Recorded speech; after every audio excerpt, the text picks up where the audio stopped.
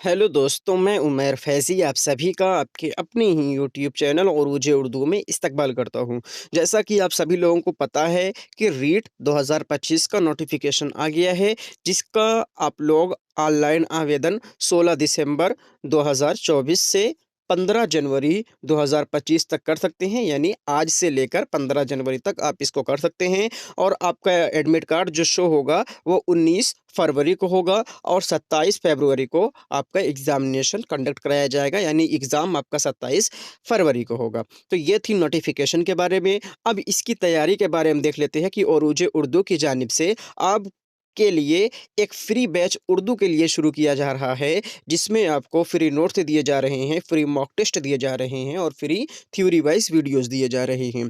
तो आज इसका पहला दिन होने वाला है और आज की क्लास में हम लोग उर्दू कवायद की बेसिक चीज़ को पढ़ने वाले हैं।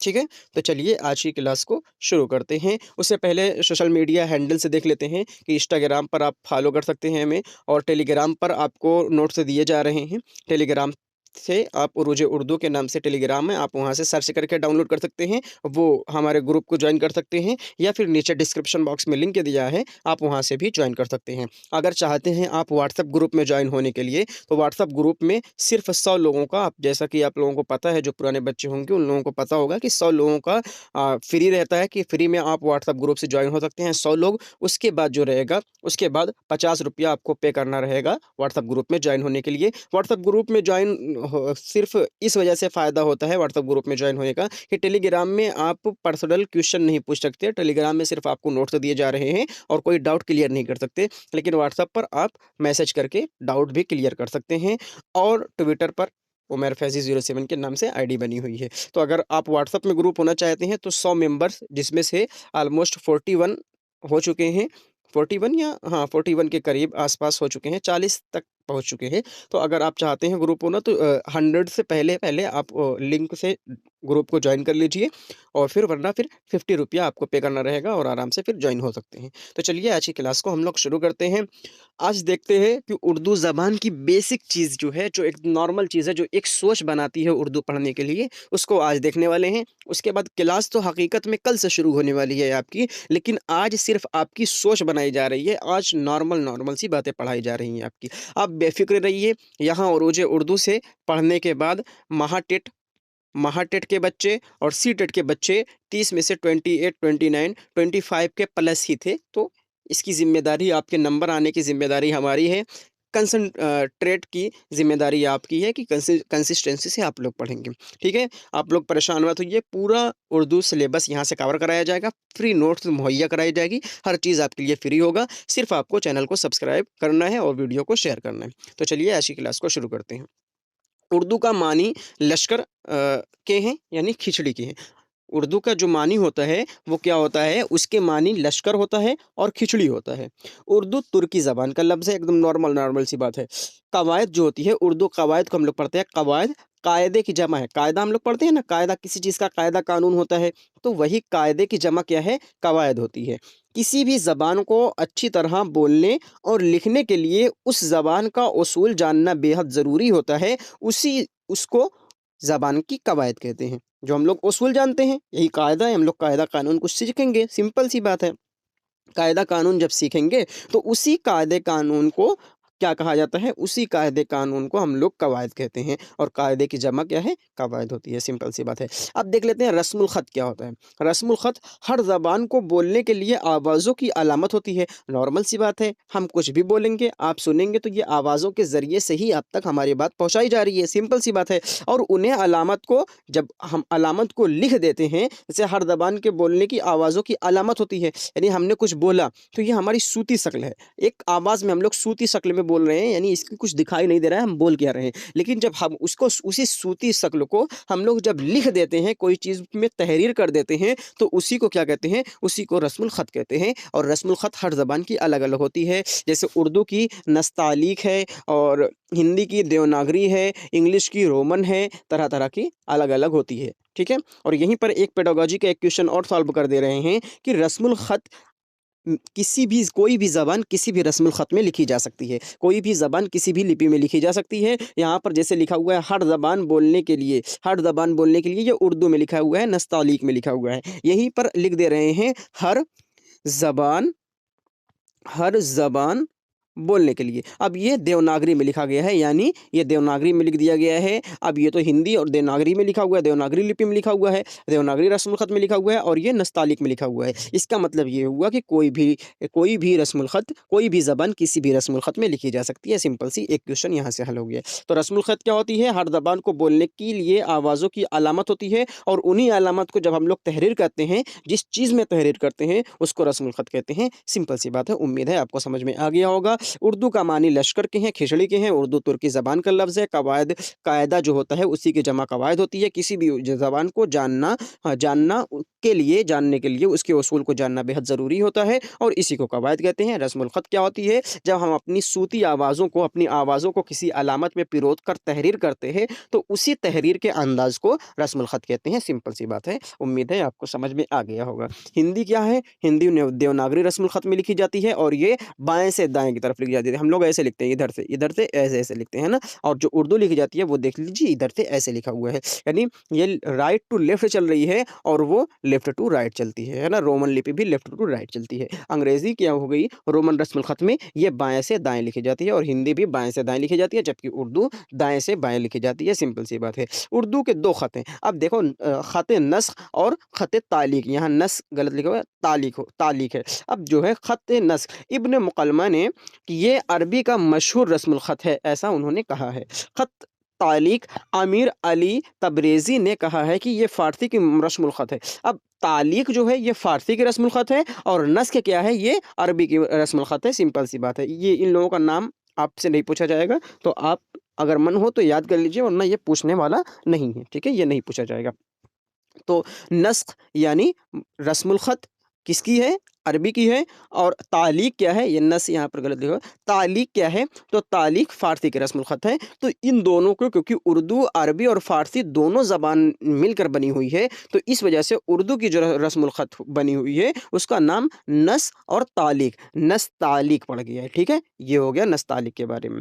अक्सर किताबें नस्तालीक में लिखी गई हैं। उर्दू लफ्ज़ का इस्तेमाल सबसे पहले बाबर ने अपनी किताब तुज़्क़ बाबरी में किया था। उर्दू लफ्ज़ का इस्तेमाल, जो उर्दू ज़बान का यानी उर्दू, ये जो लफ्ज़ लिखा हुआ है, उर्दू लफ्ज़ का इस्तेमाल किसने किया था? सबसे पहले बाबर ने अपनी किताब तुज़्क़ बाबरी में किया था। सिंपल सी बात है। उसके बाद उर्दू के मुंदरजा ज़ेल नामों से भी जाना जाता है। यानी उर्दू को बहुत तरह के नाम से भी जाना जाता है, कई तरह से नाम के भी जाना जाता है। अलग-अलग दौर में अलग-अलग दौर से पुकारी गई है उर्दू। हिंदवी अमीर खुसरो के अहद यानी ज़माने में, अमीर खुसरो के ज़माने में हिंदवी के नाम से उर्दू को जाना जाता था।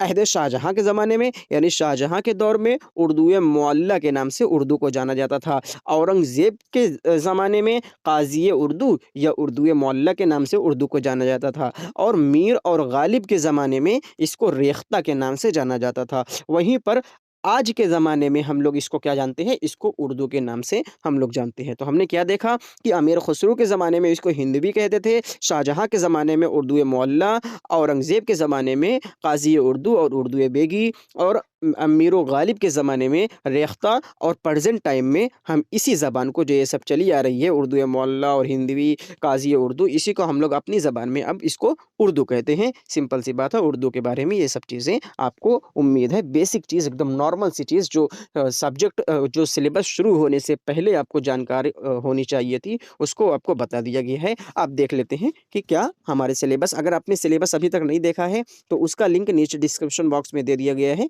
आप वहाँ से जाकर सिलेबस को देख सकते हैं और सिलेबस में कोई भी चेंजेस नहीं आए हैं, जो पिछले साल का था वही अब भी है। किसी भी ज़बान को अच्छी तरह बोलने और लिखने के लिए ज़बान के उसूलों या कायदों की पाबंदी बहुत ज़रूरी है। कायदों की इस पाबंदी को ज़बान के कवायद कहते हैं। क्या हो गया कि कायदा जब हम लोग सीखते हैं, तो इसी की पाबंदी करने को कवायद कहते हैं। उर्दू कवायद को माहिरीन ज़बान ने 5 हिस्सों में तक़सीम किया है, जो दर्ज ज़ेल हैं। यानी उर्दू कवायद जो है हमारी, वो 5 हिस्सों में कुल मिलाकर तक़सीम की गई है। इसको हम लोग जान जाएँगे, तो उर्दू कवायद को कंप्लीट हम लोग जान चुके हैं, ऐसा माना जा सकता है। तो ये क्या है? पहले नंबर पर इल्म हिज्जा, ये ये इल्म हिज्जा होना चाहिए था, टाइपिंग एरर हो जाती है। तो इल्म हिज्जा, इल्म सर्फ़, इल्म नौह, इल्म बयान और फिर इल्म उरूज़। तो क्या हो गई, 5 हिस्सों में तक़सीम किया गया है उर्दू कवायद को, इल्म हिज्जा, इल्म सर्फ़, इल्म नौह, इल्म बयान और इल्म उरूज़। 5 में डिवाइड किया गया है कवायद को, इल्म हिज्जा, इल्म सर्फ़, इल्म नौह, इल्म बयान और इल्म उरूज़। सिंपल सी बात है, याद हो गया आपको। अब आगे बढ़ते हैं। अब जब यहाँ पर देख लिए हमने इल्म हिज्जा को, तो पहले नंबर पर इसको देखेंगे कि ये क्या है, इल्म हिज्जा आखिर होता क्या है? तो इल्म हिज्जा, इल्म हिज्जा के मानी हरूफ को अलग-अलग करके उनके हिज्जे करने की वाक़फ़ियत से हैं। यानी हम लोग हरूफ को अलग-अलग करके उसके हिज्जे की वाक़फ़ियत से, हिज्जा हिज्जा आप लोग लगाते हैं, हिज्जे करके कोई चीज़ पढ़ते हैं, अलिफ बे ज़बर अब ऐसे करके ना, तो इसको हिज्जा बोलते हैं। तो हिज्जे के मानी हरूफ को अलग-अलग करके उनके हिज्जे करने की वाक़फ़ियत से है। हरूफ हिज्जा वो हैं जिनसे कोई ज़बान बनती है। अब छोटा-छोटा हर्फ मिलकर ही तो पूरी ज़बान बनाएगा। तो सिंपल सी बात है कि हरूफ हिज्जा वह हैं जिनसे कोई ज़बान मिलकर बनती है। इन हुरूफ को हुरूफ़ तहज्जी भी कहा जाता है। इन हुरूफ को क्या कहा जाता है? हुरूफ़ तहज्जी भी इन्हीं को कहा जाता है, जो एक-एक हर्फ मिलकर क्या बनाते हैं? ज़बान बनाते हैं। यही सब मिलकर हर्फ को हुरूफ़ तहज्जी भी कहते हैं। ठीक है? ज़बान में हुरूफ का जो मजमूआ होता है, उसे अबजद या हुरूफ़ अबजद कहते हैं, जिसको हम लोग इंग्लिश में अल्फ़ाबेट कहते हैं। ठीक है? इंग्लिश में अल्फ़ाबेट कहते हैं, उसी को अबजद कहते हैं या हुरूफ़ अबजद कहते हैं। बनावट के लिहाज से हुरूफ़ तहज्जी की 2 किस्में होती है। बनावट के एतबार से हुरूफ़ तहज्जी की 2 किस्में होती हैं। अभी तक हमने क्या देखा, 5 हिस्सों में उर्दू को तक़सीम किया गया है, इल्म हिज्जा, इल्म सर्फ़, इल्म नौ, इल्म बयान और इल्म उरूज़। तो इल्म हिज्जा को हम लोग देख रहे हैं कि इल्म हिज्जा वो होता है, यानी अलिफ से जो बे, पे ये सब क्या है? ये सब हमारा इल्म हिज्जा है। इल्म हिज्जा ये सब हुरूफ हैं, ये सब मिलकर एक हर्फ हो गया, ये अलग अलिफ लिखा रहेगा, ये हर्फ है। इसके साथ अगर बे, पे को लिख देंगे तो ये सब हुरूफ हो जाएँगे, एक से ज़्यादा हर्फ हैं, ये हुरूफ बन गए। अब यही सब हुरूफ क्या कहलाते हैं? यही सबको हुरूफ को तो हुरूफ़ तहज्जी कहते हैं। इसी हुरूफ को यानी अलिफ से बड़िए तक के ही हुरूफ को क्या कहते हैं? हुरूफ़ तहज्जी कहते हैं। और इसकी 2 किस्में होती हैं। हुरूफ़ तहज्जी को 2 तरह से डिवाइड किया गया है। कौन-कौन से? एक हुरूफ़ मुरक्कब और हुरूफ़ मुफ़रद और एक हुरूफ़ मुरक्कब। अब इसको देख लेते हैं। अभी तक हम इल्म हिज्जा में ही चल रहे हैं। इल्म हिज्जा को जो अलिफ से बड़िए तक रहते हैं, उसी को मिलाकर हुरूफ़ तहज्जी बनता है, यानी हुरूफ़ तहज्जी, इल्म हिज्जा को हुरूफ़ तहज्जी भी कहते हैं। और हुरूफ़ तहज्जी की 2 किस्में होती हैं, हुरूफ़ मुफ़रद और हुरूफ़ मुरक्कब। अब हुरूफ़ मुफ़रद और हुरूफ़ मुरक्कब को देख लेते हैं। तो हुरूफ़ मुरक्कब, है ना? वो हुरूफ़ मुफ़रद। मुफ़रद हुरूफ़, इन हुरूफ़ की तादाद 36 से 37 है, जो अलिफ, बे, पे से शुरू होकर बड़िए पर ख़त्म होती है। इसकी क्या होती है? इसकी 36 से 37 है। अब देख लीजिए कि 36 और 37 क्या है? इसमें 36 और 37 की बातें क्यों की गई हैं, इसको अब अभी जैसे कुछ लोगों का मानना है ना कि हमज़ा और अलिफ साथ में ही जानकर चलते हैं, वरना आपको परेशानी होगी कि कभी-कभी 36 क्या है, कभी-कभी 37 क्यों ऐसा लिखा रहता है। तो हमज़ा और अलिफ, जैसे उर्दू जब बनी हुई है ना, तो उर्दू ज़बान अरबी से निकल कर बनी हुई है, अरबी से भी मिलकर बनी हुई है, फ़ारसी, हिंदी हर चीज़ से मिलकर बनी हुई है ना, संस्कृत के भी कुछ असरात इस पर दिखाई देते हैं। तो इसका मतलब ये हुआ कि कुछ ना कुछ हर चीज़ से लिया गया होगा इसमें। तो जो जब उर्दू बन रही थी, तो उसमें जो अरबी के माहिरीन हैं, तो अरबी वाले अलिफ और हमज़ा को ये हर्फ़ नहीं मानते। ये बोलते हैं कि हर्फ़ नहीं है ये हर्फ़ ही उनको नहीं मानते हैं। और फ़ारसी वाले में कुछ-कुछ लोग इसको मानते हैं। तो इसी की वजह से जो लोग इसको मानते हैं, वो 36, जो लोग नहीं मानते हैं, वो 36 मानते हैं और जो लोग मानते हैं, वो 37 मानते हैं। तो अब हुरूफ़ मुरक्कब क्या हो गया? इन हुरूफ़ की तादाद 14 या फिर 15 होती हैं। अब यहाँ पर भी कुछ लोगों को डाउट होता है, तो इस वजह से 14 या 15 होती है। ये हस्ब ज़ेल है। यहाँ पर दिया गया आ, भा, फा, था, ठा, ये सब आप पढ़ सकते हैं और अलिफ से बढ़िया तक। अब देख लेते हैं, आपको बताते हैं। ये हुरूफ़ 2 हरफ़ों से मिलकर एक मुरक्कब की आवाज़ पैदा करते हैं, ये वाला, है ना? ये हुरूफ़ मुरक्कब की आवाज़ पैदा करते हैं। इन्हें हिकारी हुरूफ़ भी कहा जाता है। याद रखिएगा, हिकारी हुरूफ़ इन्हीं को कहा जाता है, जो 2 चश्मियाँ मिलकर बनाते हैं। इस तरह मुफ़रद और मुरक्कब हुरूफ़ की तादाद 50, 51, 52 है। यानी 50, 51, 52 है। अब देख लीजिए, जो लोग इसको 15 मानते हैं और इसको 37 मानते हैं, तो उन लोगों के हिसाब से 52 हो जाएगा। जो इसको 15 मानते हैं, इसको 36 मानते हैं, उनके हिसाब से क्या हो जाएगा? 51 हो जाएगा, है ना? जो इसको 14 मानते हैं और इसको 16 मानते हैं, तो उनके हिसाब से 50 हो जाएगा। अब सोच लेते हैं कि हमारे एग्ज़ाम में क्या पूछा जाएगा हमसे। हमारे एग्ज़ाम में अगर 50 नंबर पर 50 रहेगा तो 51-52 नहीं पूछा जाएगा। अगर 51-52 पूछा गया, अगर 52 पूछा गया है तो फिर 50-51 नहीं पूछा जाएगा। आपको दुविधा में नहीं रखा जाएगा। एक ही चीज़ तीनों में से पूछा जा सकता है। बाय चांस, बहुत रेयर चांस है कि पूछ लिया, तीनों एक साथ पूछ लिया कि हुरूफ़े तहज्जी की कुल तादाद कितनी है? लिख दिया 50 है, 51 है, 52 है और फिर 49 है। तो आप लोग किसके साथ जाएँगे? आप लोग 52 के साथ जाएँगे, यानी जो सबसे ज़्यादा रहेगी आप लोग उसी के साथ जाएँगे। 50, 51, 52 में अगर 52 तीनों दे दिया तो 52 के साथ आप लोग जाएँगे, और अगर एक-एक करके दिया रहेगा तो आप 51, 50 के साथ भी जा सकते हैं। सिंपल सी बात है, ये क्वेश्चन हल हुआ। ठीक है? इसमें बहुत लोगों का डाउट है, बहुत तरह-तरह से थ्योरी बताई जा रही है, तो आप लोग यही है कि कुछ लोग हमज़ा और अलिफ को मानते हैं, कुछ लोग नहीं मानते हैं। इसी की वजह से उर्दू में मामला गड़बड़ होता है और लोग समझ नहीं पाते हैं, सिंपल सी बात है। ठीक है? आगे बढ़ें, उम्मीद है आपको ये सब चीज़ें समझ में आ गई होंगी। अब हरूफ-ए-इल्लत नाम का कुछ होता है, अब इसको देख लेते हैं। हरूफ-ए-इल्लत अलिफ, वाव और ये को हरूफ-ए-इल्लत कहते हैं। हरूफ-ए-इल्लत क्या होती है? हरूफ-ए-इल्लत अलिफ, वाव और ये को हरूफ-ए-इल्लत कहते हैं। बाकी जो हरूफ होते हैं उसको हरूफ-ए-सही कहते हैं। अब हरूफ-ए-इल्लत आपको हर चीज़ में पाया जाता है ना? आपको हर चीज़ में पाया जाता है। जैसे इंग्लिश में ए, आई, ओ, यू है ना? तो इसी को क्या बोलते हैं? हरूफ-ए-इल्लत बोलते हैं। तो बाकी हरूफ जो रहेंगे वो हरूफ-ए-सही कहलाते हैं। चूँकि उर्दू ज़बान हिंदी, फ़ारसी, अरबी, अंग्रेज़ी वगैरह कई ज़बानों से मिलकर बनी हुई है, तो इसमें हिंदी, फ़ारसी, अरबी के हुरूफ भी मौजूद हैं। यानी जब हमारी उर्दू ज़बान हिंदी, फ़ारसी, अरबी, अंग्रेज़ी वगैरह कई ज़बानों से मिलकर बनी हुई है, तो इस ज़बान के असरात भी हमारी ज़बान पर होंगे, ज़ाहिर-सी बात है। तो इसके हुरूफ भी कुछ मौजूद होंगे। तो देख लेते हैं इनके हुरूफ और क्या-क्या हमारी ज़बान में मौजूद हैं। तो इनके हुरूफ में देख लेते हैं, उर्दू ज़बान में अरबी और फ़ारसी और हिंदी तीनों ज़बानों के हुरूफ शामिल किए गए हैं। उर्दू ज़बान में अरबी, फ़ारसी, हिंदी तीनों ज़बान के हुरूफ शामिल किए गए हैं। तो खालिस अरबी हुरूफ 10 होते हैं, ठीक है? खालिस अरबी हुरूफ 10 होते हैं। से, हे, स्वाद, ज़्वाद, तो, ज़ो, ऐन, गैन, क़ाफ़ और हमज़ा। ये क्या हो गए? ये खालिस हुरूफ हैं, खालिस अरबी हुरूफ हैं, यानी खालिस अरबी हुरूफ 10 होते हैं। खालिस फ़ारसी हुरूफ क्या हैं कि 4 हैं। पे, चे, ज़े और गाफ़ हैं। क्या हैं? 4 हैं। खालिस फ़ारसी हुरूफ कितने हैं? 4 हैं। ठीक है? और खालिस हिंदी हुरूफ क्या हैं? तो खालिस हिंदी हुरूफ टे, टे, डाल और मज़कूरा 15, वो जो हमने आ, भा, फा, था ये सब देखा था ना, यहाँ पर देख लीजिए, ये सब हमने जो मुरक्कब हुरूफ देखे हैं, ये पूरे के पूरे हिंदी से लिए गए हैं। तो ये 15 हो गए, यानी ये 15 हो गए और वो क्या हो गए? वो 2 हो गए। तो क्या हो गया? 17 हुरूफ हिंदी से लिए गए हैं। तो खालिस फ़ारसी हुरूफ कितने हैं? 4 हैं। इसको पचज़ग से याद कर लेंगे, बस याद कर लेंगे पचज़ग। ये बड़ा वाला ज़े रहेगा, 3 नुक्ते वाला ज़े रहेगा, गाफ़ रहेगा, चे रहेगा और पे रहेगा, यही फ़ारसी हुरूफ हैं।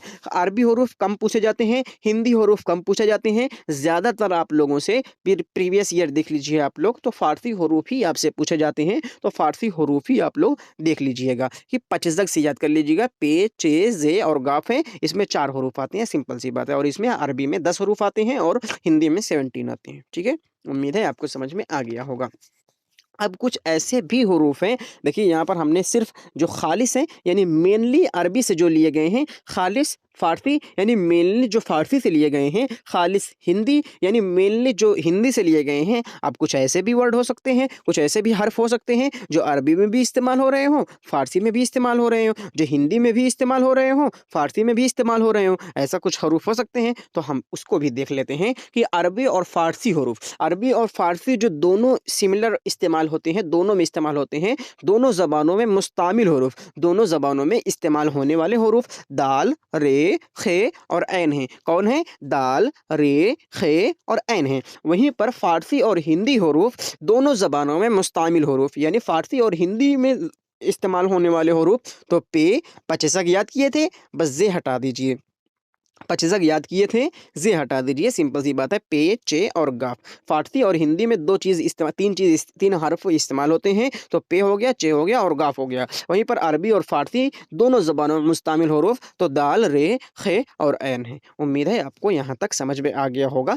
अभी तक हमने क्या देखा है, और वो 5 को 5 डिवाइड में उर्दू कवायद को 5 हिस्से में डिवाइड किया गया है, और वो कौन-कौन से हैं? इल्म हिज्जा, इल्म सर्फ़, इल्म नहव, इल्म बयान और इल्म उरूज़। फिर हमने इल्म हिज्जा को देखा। इल्म हिज्जा में हमने देखा कि इल्म हिज्जा को हुरूफ़ तहज्जी कहते हैं। इल्म हिज्जा किसे कहते हैं? अलिफ से बड़ी तक जो हरूफ होते हैं उसी को हुरूफ़ तहज्जी कहते हैं, और उसी को इल्म हिज्जा कहते हैं। बनावट के एतबार से हुरूफ़ तहज्जी की 2 किस्में होती हैं, मुफ़रद हरूफ और मुरक्कब हरूफ। मुफ़रद हरूफ क्या होता है? इसकी तादाद 36-37 होती है, जो अलिफ बे पे से शुरू होता है, बड़ी पर ख़त्म होता है। मुरक्कब हरूफ जिसकी तादाद 15 होती है ऑलमोस्ट, जो फा, था 2 हर्फ मिलकर बनाते हैं, और इन्हें हकारी हरूफ भी कहते हैं। और इनकी जो पूरे मिलाकर अगर हम बताएँ, मुफ़रद और मुरक्कब हरूफ की कुल मिलाकर हुरूफ़ तहज्जी की तादाद अगर बताई जाए, तो कुल मिलाकर हुरूफ़ तहज्जी की तादाद 50, 51, 52 होती है, और इसके क्या रीज़न है ये भी आपको बता दिया गया है। अब हरूफ़ इल्लत देख लेते हैं। हरूफ़ इल्लत अलिफ, वाव और ये 3 हरूफ़ इल्लत होते हैं, सिंपल सी बात है। अब उसके बाद बहुत सी ज़बानों से मिलकर बनी हुई है, इस वजह से बहुत सी ज़बान का हर्फ भी हमारी ज़बान में शामिल है। तो खालिस अरबी हरूफ 10 होते हैं, खालिस फ़ारसी हरूफ 4 होते हैं, पचज़ग, और खालिस हिंदी हरूफ टे, डाल और फिर मज़कूरा जो 15 है वो होते हैं। अब वहीं पर अरबी और फ़ारसी हरूफ दोनों ज़बानों में इस्तेमाल होने वाले दाल, रे, खे, ऐन, फ़ारसी और हिंदी में इस्तेमाल होने वाले पचग यानी पचज़ग को बताया गया था, तो ज़े को हटा दीजिए, सिंपल सी बात है। यहाँ तक उम्मीद है आपको कोई प्रॉब्लम नहीं हुई होगी। अगर वीडियो अच्छा लग रहा हो तो लाइक, शेयर, सब्सक्राइब ज़रूर कर दीजिएगा, आपके लिए बहुत मेहनत की जा रही है। और अगर नोट्स चाहते हैं तो आप नीचे डिस्क्रिप्शन बॉक्स में लिंक दिया गया होगा, वहाँ से चैनल को जो टेलीग्राम चैनल है, टेलीग्राम ग्रुप है, उसको जॉइन कर लीजिए। और फिर अगर व्हाट्सएप में ग्रुप को जॉइन करना चाहते हैं तो व्हाट्सएप ग्रुप में नीचे डिस्क्रिप्शन बॉक्स में लिंक दिया गया होगा, आप जॉइन कर लीजिए। और सिर्फ 100 लोगों तक ही व्हाट्सएप ग्रुप फ्री है। 100 लोगों के बाद 50 रुपया आपका चार्ज लग जाएगा व्हाट्सएप ग्रुप में जॉइन होने के लिए। नोट्स दोनों जगह मिलेगी आपको, व्हाट्सएप ग्रुप में और टेलीग्राम दोनों पर मिलेगी। तो अलिफ की 2 किस्में होती हैं, कौन-कौन सी होती हैं? अलिफ ममदूदा और अलिफ मकसूरा। कौन-कौन सी होती हैं? अलिफ ममदूदा और अलिफ मकसूरा होती हैं। अलिफ ममदूदा वो अलिफ जो खींच कर पढ़ी जाती है, उसी को वो अलिफ जो खींच कर पढ़ी जाती है, उसको अलिफ ममदूदा कहते हैं। अलिफ अब जैसे हमने ये देख लिया था कि उनकी क्या बोलते हैं, हुरूफ़ तहज्जी की किस्में होती हैं, 2 किस्में होती हैं, है ना? तो यहाँ पर अब फिर हर्फ़ की भी किस्में होती हैं, हर्फ़ यानी हर्फ़ अलिफ है, तो अलिफ की भी 2 किस्में होती हैं, कौन-कौन सी? एक अलिफ ममदूदा होती है, एक अलिफ मकसूरा होती है। अलिफ ममदूदा क्या होती है? वो अलिफ जो खींच कर पढ़ी जाती है, जैसे आम, आज, आप, आईना, आस्ताना वगैरह। यानी अलिफ ऐसा जो जिसके ऊपर मद लग जाता है, उसको खींच कर पढ़ी जाती है, जिसको हम लोग ममदूदा कहते हैं ना, उसी को मद बोलते हैं, ममदूदा। तो अलिफ आला यानी आम को खींच कर पढ़ा जाता है, 2 बार खींच कर, जैसे लग रहा है कि 2 अलिफ एक साथ पढ़ा जा रहा हो। तो आम, आज, आप, आईना ये सब क्या हो जाएगा? अलिफ ममदूदा हो जाएगा। वहीं पर अलिफ मकसूदा क्या बोलते हैं? अलिफ मकसूरा। अलिफ मकसूरा क्या होता है? वो अलिफ जो खींच कर ना पढ़ी जाए, वो अलिफ जो खींच कर ना पढ़ी जाए, अलिफ मकसूरा कहते हैं उसको। जैसे अज़ान, अनार, अंबिया, अनजाना। अब इसको हम लोग अन कर दिए, अंबिया, अनार, अज़ान ऐसे हमने बोला। हमने एक नहीं कहा आज़ान, अनार, अंबिया, अनजाना, ऐसे हमने नहीं बोला, ऐसा हमने नहीं बोला। यानी कहने का मतलब क्या है कि अलिफ ममदूदा जो खींच कर पढ़ी जाए और अलिफ मकसूदा जो नॉर्मल पढ़ी जाए, सिंपल सी बात है। अब उसके बाद नून की भी 2 किस्में होती हैं। नून की कितनी किस्में होती हैं? तो नून की 2 किस्में होती हैं। कौन-कौन सी होती हैं? नून ज़ाहिरा और नून गुन्ना। नून ज़ाहिरा और नून गुन्ना। नून ज़ाहिरा और नून गुन्ना। अब नून ज़ाहिरा क्या होती है? जो नून साफ-साफ पढ़ा जाए, उसे नून ज़ाहिरा कहते हैं। जो नून साफ-साफ पढ़ा जाए, उसे नून ज़ाहिरा कहते हैं। जैसे जान, कान, शान, मकान, ईमान वगैरह। तो ये क्या हो जाएगी? नून ज़ाहिरा हो जाएगी। नून ज़ाहिरा क्या बोलते हैं कि जो नून साफ-साफ पढ़ा जाए, उसे नून ज़ाहिरा कहा जाता है। जैसे जान, कान, शान, मकान, ईमान वगैरह। जो नून साफ-साफ पढ़ा जाए, उसे नून ज़ाहिरा कहते हैं। ज़ाहिर आप लोग जान चुके हैं कि ज़ाहिर क्या होता है, कि कोई चीज़ ज़ाहिर हो जाना। तो नून ज़ाहिरा जो चीज़ ज़ाहिर हो रही हो, जैसे यहाँ पर नून पूरी तरीके से ज़ाहिर हो रहा है। उसके बाद नून गुन्ना। नून गुन्ना में नाक में पढ़ा जा रहा है और नून गुन्ना ज़ाहिर नहीं हो पा रहा है। नून गुन्ना क्या हो रहा है? नून गुन्ना पूरी तरीके से ज़ाहिर नहीं हो पा रहा है, हमारी नाक में ही पढ़ा जा रहा है। तो नून गुन्ना, जो नून नाक में पढ़ा जाए, उसे नून गुन्ना कहते हैं। जो नून नाक में पढ़ा जाए उसे नून गुन्ना कहते हैं। जैसे जहाँ, कहाँ, यहाँ, वहाँ वगैरह। हमने ये नहीं कहा कहान, जहान, यहान, वहान वगैरह, ऐसा हमने नहीं पढ़ा है। क्यों? क्योंकि ये इसमें नून गुन्ना लगा हुआ है, इसमें नुक्ता नहीं रखा रहता है, इसको नून गुन्ना बोलते हैं। और नून गुन्ना हमेशा नाक में पढ़ा जाता है और नून ज़ाहिरा हमेशा ज़ाहिर करके पढ़ा जाता है। सिंपल सी बात है। नून गुन्ना की दो किस्में होती हैं, अलिफ की दो किस्में होती हैं, अलिफ ममदूदा, अलिफ मकसूदा। नून गुन्ना की दो किस्में होती हैं, तो नून ज़ाहिरा और नून गुन्ना। उसके बाद हम लोग आगे चलते हैं वाव की किस्मों पर। वाव की 3 किस्में होती हैं। अभी तक हमने नून गुन्ना की 2 किस्में देखी है और अलिफ की 2 किस्में होती हैं, लेकिन वाव की 3 किस्में होती हैं। और वो कौन-कौन सी होती हैं? तो वाव मारूफ, वाव मजहूल, वाव मादूला। वाव मारूफ क्या होता है? जिस वाव के पहले पेश हो और उसे खींच कर पढ़ा जाए। जिस वाव के पहले पेश हो और उसे खींच कर पढ़ा जाए। जैसे नूर, खूब, खून। अब नूर, नूर है नूर, नूर ये वाव है और उससे पहले पेश लगा हुआ है नू पर, है ना? तो वाव से पहले पेश लगा हो, वाव से पहले जो भी हर्फ आ रहा हो, जैसे यहाँ पर वाव है खूब, खे आ रहा है ना? तो खूब पढ़ रहे हैं हम लोग, खूब, बहुत खूब, है ना? तो खे पर पेश लगा हुआ हो, वो वाव मारूफ क्या होता है? जिस वाव के पहले पेश हो और उसे खींच कर पढ़ा जा रहा हो। मारूफ मतलब खींचना, जिस चीज़ को खींच कर पढ़ा जा रहा हो। जैसे नूर, खूब, खून, हम लोग ऐसे इस तरीके से हम लोग पढ़ रहे हैं। अब अगर ये समझ में नहीं आ रहा है तो अभी वाव माजूल और मादूला देखेंगे, अपने आप ही समझ में आ जाएगा वाव मारूफ। वाव मजहूल क्या होते हैं? जिस वाव के पहले पेश हो और उसे खींचकर ना पढ़ा जा रहा हो। जिस वाव के पहले पेश हो और उसे खींचकर ना पढ़ा जा रहा हो। जैसे ज़ोर, शोर, ज़ोर, शोर, ज़ोर, शोर। अब इसमें क्या है, हमने यानी कि ज़ोर, शोर ऐसे नहीं, जिस जिस वाव के पहले पेश हो और उसे खींचकर ना पढ़ा जा रहा हो। और इसमें हमने क्या कहा था? नूर, खूब, खून, ज़ोर, शोर। तो मारूफ मतलब खींचना, नूर, खूब, खून, ये हम लोग खींच कर पढ़े हुए हैं। मजहूल मतलब पेश तो हो लेकिन खींच कर ना पढ़ा जा रहा हो, तो जोर और शोर। वहीं पर वाव मादूला क्या होता है? जो लिखा तो जाए पर पढ़ा ना जाए, जो लिखा जाए लेकिन पढ़ा ना जाए। जिस वाव को लिखा तो जाए लेकिन पढ़ा ना जाए, वाव मादूला कहलाता है। जैसे खुद, ख्वाब, ख्वाहिश, हम लोग क्या लिखते हैं? ख्वाहिश लिखते हैं, ख्वाहिश। ये लिखा हुआ है ख्वाहिश, ख्वाहिश हम लोग लिखते हैं ख्वाहिश, है ना? लेकिन हम लोग पढ़ते हैं ख्वाहिश। ख्वाब लिखते हैं ख्वाब, लेकिन हम लोग पढ़ते हैं ख्वाब। खुद लिखते हैं खूद, खुद लिखते हैं लेकिन हम लोग पढ़ते हैं खुद। इसका मतलब इसमें वाव लिखा जाता है लेकिन पढ़ा नहीं जाता, वाव मादूला कहलाता है। जिसमें वाव खींच कर नहीं पढ़ा जाता उसको मजहूल कहते हैं, और जिसमें बहुत ज़्यादा खींच कर पढ़ा जाता है उसको मारूफ कहते हैं। वीडियो को अगर पसंद आ रहा हो तो लाइक, शेयर, सब्सक्राइब ज़रूर कर दीजिएगा। आगे बढ़ते हैं हम लोग, है ना? उम्मीद है यहाँ तक आपको समझ में आ गया होगा। अब हा की कितनी किस्में होती हैं? तो हा की भी 2 किस्में होती हैं, हाय मलफूज़ी और हाय मुख्तफ़ी। मलफूज़ी और मुख्तफ़ी।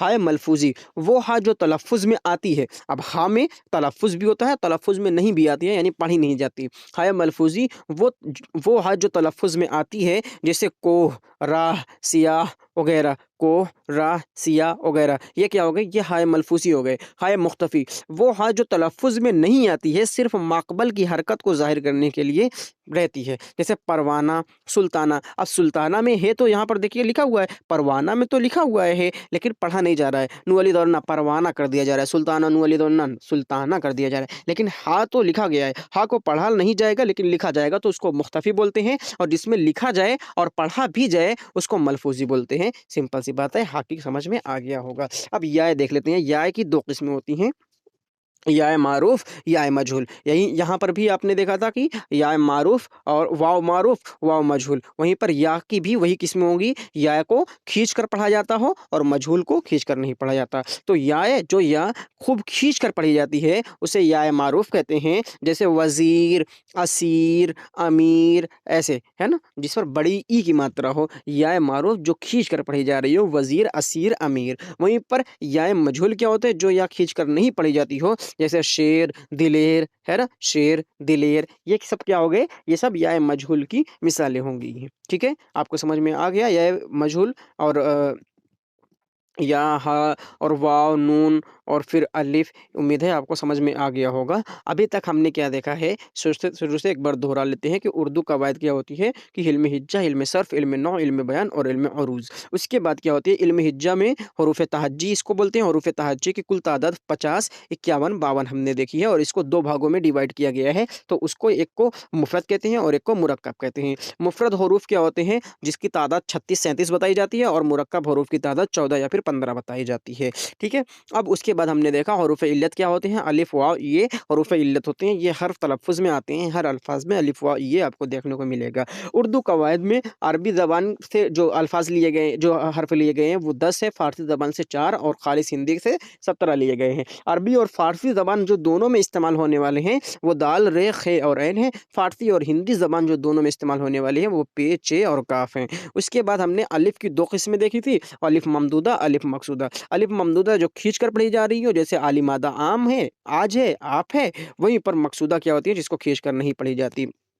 उसके बाद नून गुन्ना की 2 किस्में होती हैं, नून ज़ाहिरा, नून गुन्ना। जो चीज़ ज़ाहिर करके पढ़ी जा रही हो वो नून ज़ाहिरा है और जो नाक में पढ़ी जा रही है उसको नून गुन्ना कहते हैं। वहीं पर वाव की 3 किस्में होती हैं, वाव मारूफ़, वाव मजहूल, वाव मादूला। मारूफ़ किसको बोलते हैं? मारूफ़ मतलब ये होता है कि जो खींच कर पढ़ा जा रहा हो, जिससे पहले पेश हो और उसे खींच कर पढ़ा जा रहा हो। और फिर मजहूल जिसके पहले पेश हो लेकिन खींच कर ना पढ़ा जा रहा हो, नॉर्मल पढ़ा जा रहा हो। और वाव मादूला जिस वाव को लिखा जाए लेकिन पढ़ा ना जाए, सिंपल सी बात है। अब उसके बाद हमने देखा कि हा की 2 किस्में होती हैं, हाय मलफ़ूज़ी, हाय मुख्तफ़ी। हाय मलफ़ूज़ी जो तलफ़्फ़ुज़ में आती है, जैसे कोह, राह, सियाह, ये सब क्या हो जाएँगी? ये सब हमारे हाय मलफ़ूज़ी हो जाएँगे। वहीं हाय मुख्तफ़ी सुल्ताना, परवाना। हमने लिखा परवाना, नून है ज़बर नह, परवानह हमने लिखा लेकिन पढ़ा परवाना। तो हाय मुख्तफ़ी मतलब कि वो पढ़ी नहीं जाएगी। हाय मलफ़ूज़ी मतलब कोह, राह, सियाह ये सब पढ़ा जा रहा है।